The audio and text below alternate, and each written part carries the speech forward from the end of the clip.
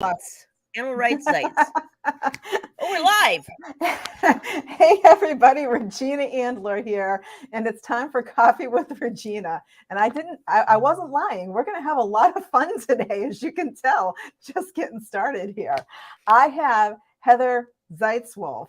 Yes, I got Yes. it right. I nailed Yep. it. Okay, Heather Zeitzwolfe, and I'm going to read you off of her bio because I was actually I was laughing my butt off when I was reading Heather's bio, and it's just hilarious how she writes stuff. You know, she's a very creative person, as you can tell, and so she's a CPA and a profitability coach, and she helps creative entrepreneurs make sense of their financials, empowering them to make strategic decisions within their business.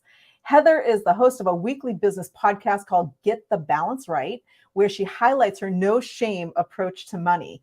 She's known as the vegan CPA, is a magician in the kitchen, and can transform tofu beyond recognition. And her hair color changes almost as often as her underwear.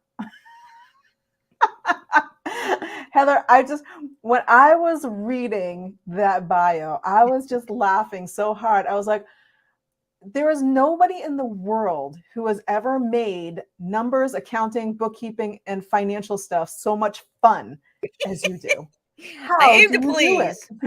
it? Well, my whole idea is that I want to take the shame, like you mentioned, the shame around money away, because we need to be able to have an open discussion about it. Because, I work with a lot of creatives, and, they get into business because they have a passion for something. They don't necessarily have a business background. And so they get in there, and the numbers is kind of like just something that's sort of like there. And then it's like, oh, I got to pay taxes on this. I better scramble all my stuff together and figure out how I'm going to do this. And so, because it's like this one of those things where it's like they know it's out there, they got to deal with it, but they're like, I don't want to deal with it. And then they're like, do I need a bookkeeper? When do I get a bookkeeper? Do I need a CPA? Can I just do it on TurboTax? Like, there's all these questions, but they just sit there with fear, and rather than taking action. So I want to make it so that it's fun and it's not scary. And it's always better just to get in there and do it than to wait until it festers and becomes this hot mess. But we can Yeah. unravel a hot mess.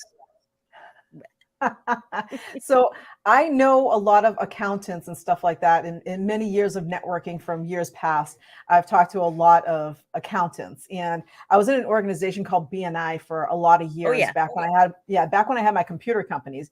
I was in BNI, and so I met a lot of accountants, and so it sounds like you know BNI, and Oh so yeah. if you've been to BNI, for those who maybe don't know what BNI is, it's Business Networking International. And at BNI, there's a speaker every week, and it's one of the members, talks about their profession. And it was like there was like an audible sigh, and not a good sigh, kind of like the really. Every time they announced that, the accountant was up next, and it was like, oh God, we're gonna sit here and we're gonna be bored, and it's like this is gonna be so boring. And then I met you. And not only are you like crazy passionate about numbers, I like how you wrote in here, I'm a creative empathic nerd who enjoys numbers. You are just like so far outside of my traditional stereotypical accounting bookkeeping box that it just blows my mind. Oh, well, I have to shout out to the accountants out there that they're not all boring. So, I've met some that are pretty darn boring, but others that are more fun. So, I think it is a stereotype, and there are those that are out there that are keeping that stereotype alive. But, uh, I think a lot of accountants are introverts, but I actually interviewed somebody on my show that used to be an accountant and now is a speech coach, and he's pretty lively too. And we were like, we're two lively accountants, so it happens. So tell me about a little bit about, I mean, there's so much that goes with the numbers. I mean, tell me a little bit more about what you do and how you do it. I mean, there's the bookkeeping, there's the taxes, there's the general accounting, there's all these different layers. And I have to tell you, I'm one of those people who it's like, I want nothing to do with that part of my business. Well, this is what I tell people.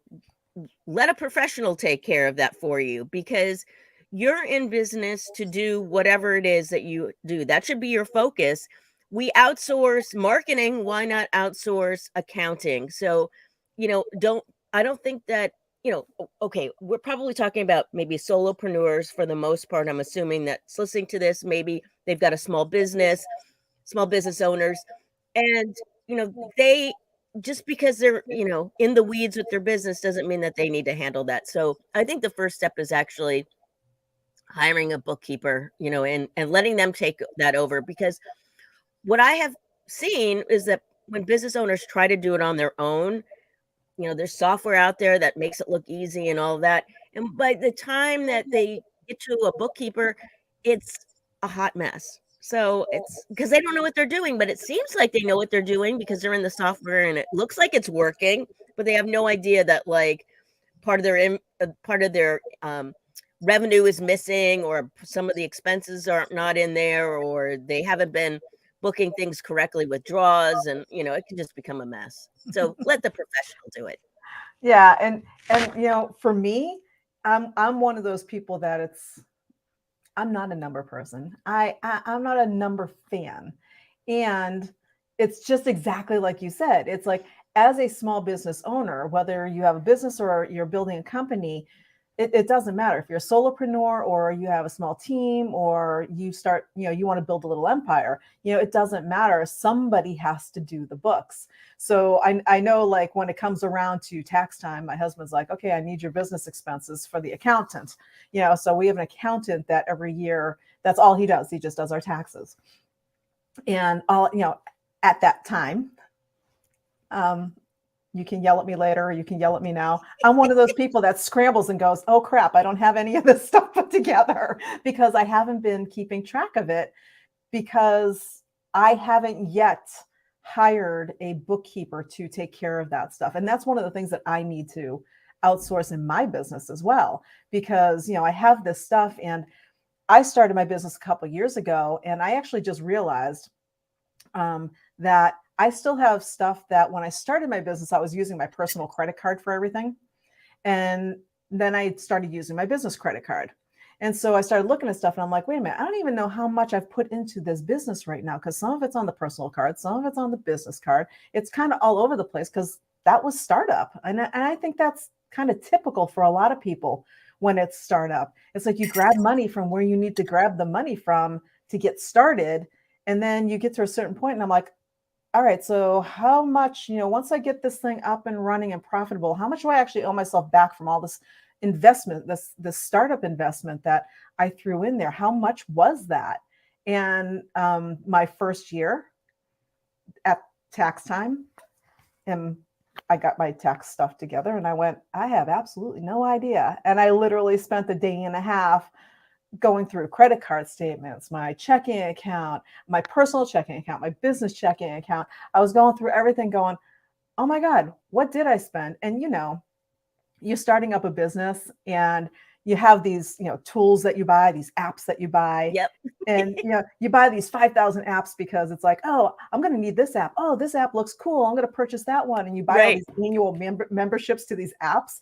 And then at Yep. the end of the year, I literally went through my credit card statement. I was like, I don't even use that. I used it twice and I haven't used it since. I have to like unsubscribe to that so they don't auto renew me. Right. I wasn't paying attention to any of it.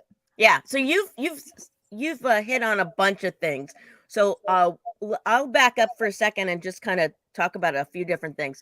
So one, your method is very common. So what can happen though with that is, if you're just waiting till tax time to actually look at this stuff, that year has come and gone. And now you can't make any changes or react to that. You could look maybe forward and be like, okay, I don't want to let that happen again next year. But unless you're tracking this stuff, it's probably going to happen again. Mhm. So I do see people spending money on all kinds of things. It could be, processing fees. It could be software, conferences, contractors, all that stuff. And unless they're like totaling it up every month, they're not seeing like the magnitude of what that is. So it's super important to at least get it, even if it's in a spreadsheet. I mean, I believe to keep it simple. So if you don't have that many transactions that you feel like you want to hire a bookkeeper, at least put it into a spreadsheet every month. And, just the income and the expenses. Keep it simple. You're going to need to compile that for tax time anyways. But, once you have enough revenue coming in the door, I would just say hire a bookkeeper for that. And you also mentioned, let's see, I want to make sure I addressed all the things. So you were talking also about, all these different expenses. Yeah, if we want to make sure that we're reaching certain profit goals in our business, we need to know how much we're spending on things to actually reach that. So we want to look at what our profit margin is, and then what are all our operating expenses. And if you are a solopreneur, small business owner, that profit, that's what you're going to keep in your pocket. So it's super important to know what that number is. And also, if you are making a bunch of money, you need to know what that number is so you know how much to send in for taxes, because you don't want to end up with penalties and interest and be paying at April 15th. So it's super important to track. And that's so much around, what I preach is you got to start tracking this stuff. And then once you start tracking it, then you can actually make educated decisions in your business and be like, okay, this is what my goals are. This is how I can achieve it because I know these are all the pieces that are in there. So Mhm. it's vital to your business. Yeah, and so when you was talking about the simple spreadsheet, it automatically came into my head because for all of our listeners who may not know, Heather and I have the same business mentor that we work with, and I was just thinking, out on your Facebook page and stuff like that, I was like, that would be like a great freebie, is like that basic spreadsheet template. I have it. It's a free download. You can Yeah, get it from me. I am going to have to go find that off of your page, because I created a spreadsheet come tax time, at the 11th hour, I pulled it all together. And like you said, it was like, I went back and it was like, okay, there's nothing I can do about this now. And I could just, stop it from happening in the future. And, when you do a project, I'm a certified technical project manager as well, among the various things in my past background. And there's a thing called scope creep. Oh, yeah. Yeah. So I look at it like that. So at the beginning of this year, because I literally, for financial stuff that my husband and I are working on, I had to go print out my credit card statements for our personal finance person that we're having a meeting with. And when I looked at what was in there, I noticed as I started going through, I was highlighting on my personal card some business stuff that was still listed in there. And I was like, why is there still business stuff on my personal card? I thought I got all of that off. And then I realized some of the stuff was like these new tools that I was like, oh, yeah, that looks like it's a good tool that I bought this year and I didn't do anything with. And then I'm like, okay, this is like, I promised myself I'd get rid of all of that and it would all go away. And it's like the scope creep. It's like it's just started kind of creeping in. And I found and I'm like, okay, wait a minute. We're not even at the end of the year now. We're stopping this now. Okay, so I used to be a project manager too. So you probably dig like efficiencies and having processes in place. So, doing your Systems. books is just one of the processes that we need to do. And let's see, I wanted to comment on something else that you were talking about. So, um, oh, keep talking and ask me another question. And I should have written it down. I had it and I was like, okay, I want to make sure that we talk about that. I know. Sorry. It's early in the morning for me, so my brain isn't completely awake I was yet. going to say, you're on the West Coast. Yes. So commingling your funds. This is one of my hot buttons. So again, this is a lot of times what happens when people start a business. They've got their personal credit cards, they've got their business credit cards, or maybe they don't even have a business credit card yet, but they just start charging things, or maybe they pay with cash or whatever, and they forget about these things. And these things have to be included with your business. So, if you had a bookkeeper, you would let them know and they would do an adjustment in the books. But, for tax time, you want to also make sure that you're keeping track of all this stuff because, man, you could be being taxed higher for not including all of these expenses that you had. So, Mm. if you're somebody that's like, I number one, don't commingle your funds. But if you do go down that route, at least like take a picture. There's all kinds of apps that you can get with your phone and just scan it and put it into a Google Drive just to like keep them all together and keep them organized. So that way, when you go to do your spreadsheet, you've got them all there. And Mm. it's not like when you go through your personal credit cards, you're like, oh, I bought that software, I mean, I do that too. I mean, I use my Amazon credit card because I can get points or whatever. But then I have to remember what was it that I signed up for? Because sometimes, like, if it's like a software cost and it's like renews every year, and then it's like, oh, wait, I never gave them my business credit card because I wanted those points. So it's just better just to keep everything with the business. Yeah, I like I said, I literally just printed stuff out this morning for a meeting that I'm having this afternoon. And as I was going through, I started highlighting in orange the stuff that's on my personal card that's actually business stuff. And as I was highlighting in orange, I was like, man, there's a lot of orange on this page. Why is there so much orange on this page? I was like, there should not be this much orange. What is going on here? And then I realized I was like, I have to go make some more adjustments because this stuff should be, I thought I had moved everything over to my business card when I re-upped my business card, and apparently I didn't. But it's like you said, it's if you're not actively looking at that stuff, and it's an important piece of business. I want to stay in my zone of genius. I want to Right. stay doing what it is that I do best. I'm a business mindset transformation specialist. I help people, I help my clients create more business, become more profitable. That profitability is their job to manage, just like my profitability is mine to manage. And it's not something that I even want to touch. I don't want to touch any of that stuff. When I work with people and I tell them, it's practice what you preach, right? Yeah. I, I tell them, this is one of those things you want to outsource. You want to outsource to a bookkeeper, to somebody who knows the bookkeeping. And when let me ask you this: when somebody's looking for somebody to do their business financials, we'll just group it into financials. Hmm. So there's bookkeeping, there's the general accounting, there's taxes. Is that one person or is that a few different people? It depends. So in my case, I'm a CPA, so I do tax work, but I also offer bookkeeping services. So, and then I also offer a profitability coaching and advising around those financials. So it depends. So there Mm. could be an accountant that does just the books and doesn't do tax. I mean, so it depends on, maybe what they've studied, their certification, if they're allowed to do certain things. And then bookkeepers, oftentimes, bookkeepers know a lot more because they've been in business for a really long time. But there is no like, I mean, there's certifications for bookkeeping, but it's kind of like coach. Like you can call yourself a coach, even though you haven't gone through coach training. It's similar with a bookkeeper, but there are great bookkeepers out there. So one thing you can look for is to see if they're certified in a particular software. And so if they're like QuickBooks certified, then like okay, they've gone through this level of training.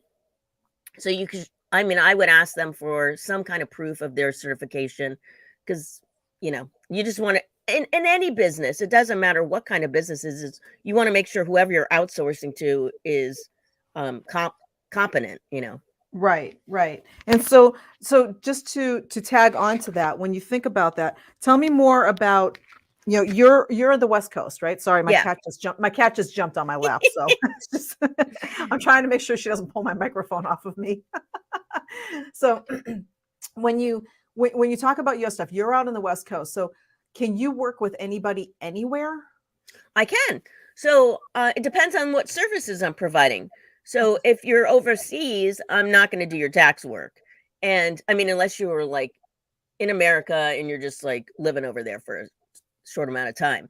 Um, Now it depends. Like, so as far as tax work goes, if I don't feel comfortable with maybe what the rules are in that particular state or something, I would give you somebody else to work with. So, like New York, I don't want to even deal with New York. So if you're in New York, I'll work with you for other things like bookkeeping and coaching and advising, but I don't even want to touch the tax stuff there. So it depends, it just depends, like, because I want to make sure that I'm the right fit for whatever it is that I'm Mm. offering. Oh, okay. So like I'm in New Hampshire, and Hmm. I think New Hampshire is, a pretty easy state to deal with. We are Yeah. the live free or die state. you know, we're pretty laid back up here. So, Yeah. Yeah. Yeah. so go So, ahead. and also though it depends on, so the other thing you also want to look at is not just federal and state, but it could also be your local taxes. So you want to make sure that whoever you're working with understands the local tax as well. So, if there's certain things that you need, you want to make sure, so I'd have to look to see, I don't have any clients in New Hampshire, so I'd have to go see if there's certain things I would need to watch out for. And if it was too much, I might be like, "You know what? You need to have somebody that's, um, an expert in that area." So, it depends. I mean, Yeah. I'm being, completely transparent about this because, my neck would be on the line if I didn't do it right. So, Yeah. I do, Uh, can I make a comment though about something that you were talking about earlier, because you were talking about personal finance and all of mhm. that. So, when we look at what we want to achieve in our business, a lot of that also has to be um, tied back to what our personal expenses are and what our personal goals are, as far as maybe retirement, um, if you want to take vacations, like all the things that are in our personal life really should affect our business as well, because that's the driver. Like, what are we trying to achieve in our personal life? That's what we need to do in our business to help us achieve that. So again, if you don't know what your numbers are, you won't know if you are going to be able to achieve that. And you know we're both older, retirement is out there. We might be workaholics, but we do want to have money when we get older.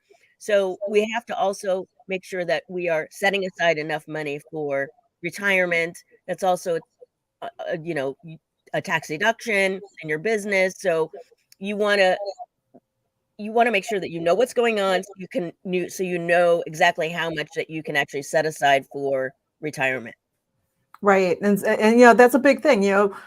A lot of us go into business because we love what we do. And I mean, at the end of the day, everything costs money. And money is just simply a tool. It's an exchange for value. So, and how you think about money is a big thing. And I mean, none of us go into business to work for free because we know there's expenses. There's all those apps, there's all the stuff. The bookkeeper that we hire, we got to pay that person.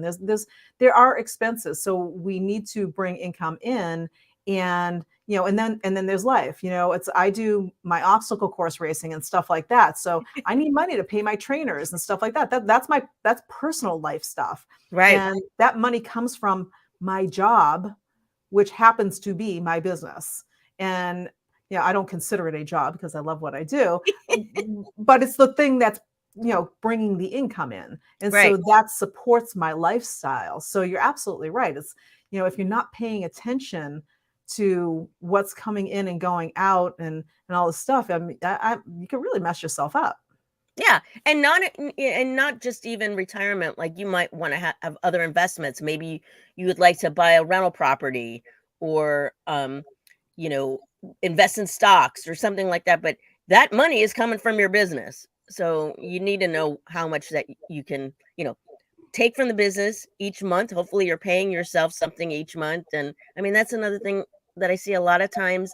Entrepreneurs, they're in it, they're passionate, but they're not actually making any money because they're just, all their money is going out the door. And then if they're not keeping their books, they're just looking at their bank statement and they're like, "Oh, wait a minute, I don't have any money left." So, or or the other side of it is they're making tons of money, but they're not tracking things, and they're just spending their money on stuff, and they're personal stuff, and they're like, "Oh, I'm broke." And then they don't realize that they're going to have a huge tax bill at the end of the year because they actually were making money, but it felt like they were broke. So, Yeah. it, that it can happen both ways. Yeah, and that's huge. And, you know, it does that makes perfect sense to me. I still hate numbers. I still don't want to do my bookkeeping. I want nothing to do with that stuff. So I am one of those people that's like, I need to hire you to at least do my bookkeeping. So it's one of those things I've been putting off because, you know, in yeah, when I talk about limiting beliefs and stuff, when I talk about my stuff, when it comes to the bookkeeping, accounting, stuff like that, and for anybody, if it's something that it's not your wheelhouse, it's not what you like to do, there's that there's that inclination to just like, okay, put it in the closet and I'll deal with it when the door opens, and I'll deal with it later. Um, and then with that, dealing with it later is okay. It's tax time. Oh crap! I got to put my numbers together. What did I do? you Yeah. know, Now, Regina, use the word hate. You hate that kind of stuff. So I want you to reframe that and talk about how n- numbers are power. There's power behind that. And just think about how powerful of an entrepreneur you could be if you understand those numbers. So make it fun. I am all about visuals. So if looking at a P&L is just like, oh God, I can't stand that. Make it into a bar chart, or make it into a pie chart or something where it's like you can see it and it's like fun and interesting. You could have dashboards, with little lines. And if you're a project manager, I'm sure you are used to looking at charts and things like that. Make it so that it's something that you want to look at, like gamify it or do something that's fun about it. And, um, the bookkeeping, the day to day, all the data entry and all that kind of stuff, let that go. But putting power around those numbers once it's all compiled is golden. yeah, and you hit the nail on the head right there. And it's like yeah, when I say that I hate it, it's part of it. When I say hate it, and when anybody says they hate something, a lot of times the background of that is I don't understand it. It's Mm, not my wheelhouse. It's not my thing, and so I don't get it. So I say I hate it where it's when it's really I don't understand it. And so yeah. I'm not comfortable with it because I don't understand it. And I don't want to understand it. I want somebody else who knows it that I can, that I know, like, and trust, that I Hmm. can say, you know what? uh, Not my wheelhouse. You love to do this stuff. You take it and then show me the pretty pictures and make it fun for me. I've never had anybody come back to me and say, okay, well, you don't have to look at a P&L, a traditional P&L. Look at it this way instead. It was like, oh yeah, I could look at a chart. I could look at this. Oh, Yep. look at the pretty colors. Oh, that actually makes sense to me. I'm mostly a visual. And Hmm. so when I look at a sheet full of numbers, that's when I'm like, bleh, I don't want Right. any of that. If I look at a pie chart or, even a bar chart, it's got the colors and it's like, I'm like, oh, okay, that interests me. I'm like, oh, Exactly. it's a picture. It's got pretty colors. Oh, I can actually understand that one. Yeah, and there's great dashboard tools out there. There's all kinds of like reporting tools that you can hook up. So once you've got your stuff, like say in QuickBooks, we could find an app that you like the reporting on. And I even use this one, like there's a tool that they have a free version. And so I hook that up for clients if they want to see some visuals. It's limited, the free version. So it depends on, how much money you want to spend. But if it motivates you to look at your numbers, it's totally worth it. And because of technology, I love technology. And once you've got those numbers in there, you can do all kinds of things with all these other tools. They talk to each other. And so yeah, you can make it into pretty pictures. And I mean, I love that stuff. And then you can see it in real time. So you have your bank hooked up to it, you've got your bank feeds coming in, and then you can see like, oh, you can actually like see things like moving, and it's awesome. I love how passionate and energetic you are about numbers. I mean, I don't know that I know anybody. Sorry, my cat is like right on my microphone cord and I don't want her to chew it in half, which she has done multiple times in the Oh, past. yeah, I've got another pair of headphones that have the thing chewed out. Yeah, But and another thing, I'll just mention that I do have a free workshop on how to read and rock your profit and loss statement, and I go through all the little steps in the profit and loss and what you need to look for. So people can sign up for it. It's a monthly free workshop. So oh, that is awesome. So yeah, so in our time, it's we're almost at like the half hour here. So in our time, so tell me more about the stuff you have and where folks can go to find more information and connect with you. Yeah. So I have a podcast. It's called Get the Balance Right. It's available on all podcasting platforms, and you can check that out. I also have free workshops, and that's at getthebalanceright.net/workshops with an S, workshops. And there's several workshops I offer each month. I have one on money mindset. I have another one on how to rock your profit and loss, and then another one on unlocking your superpowers, your profitable superpowers. So there's 3 of them that Mm. I offer.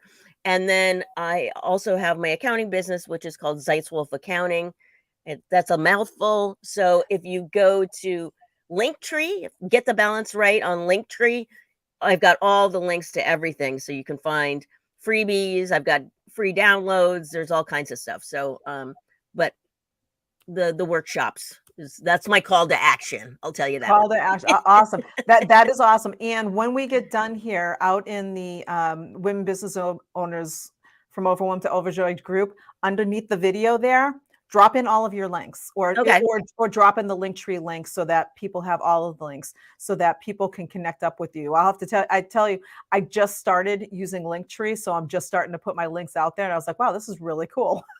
It's very cool. Yeah, you just give someone one link and then they got access to all kinds of things. So Yeah, so that was really neat. So what other, what final, what like final like really cool piece of advice would you give to somebody when it comes to what it is that you do? haters are gonna hate. Don't hate on accounting.